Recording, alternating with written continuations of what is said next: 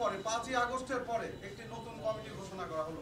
সেই কমিটিতে আপনারা জানেন আমরা দীর্ঘ ত্যাগী পরীক্ষিত যারা নেতৃবৃন্দরা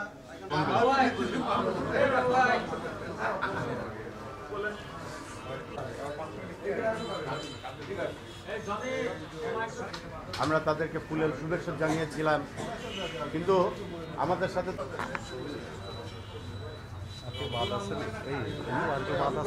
আরে রঞ্জু মেম্বার, আমি বললাম না আশা লাগবে না, এক সময় দীর্ঘদিন পরে কুষ্টিয়ায় একটি বিএনপির কমিটি গঠন হয়েছে। দেওয়া নিয়ে যে আন্দোলন, সেই আন্দোলন যেভাবে আপনারা উপস্থাপন করছেন, আসলে আমরা সত্যি সত্যি আনন্দিত।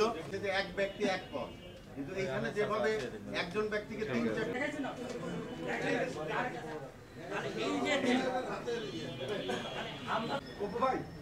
নিউজ করার জন্য সবাই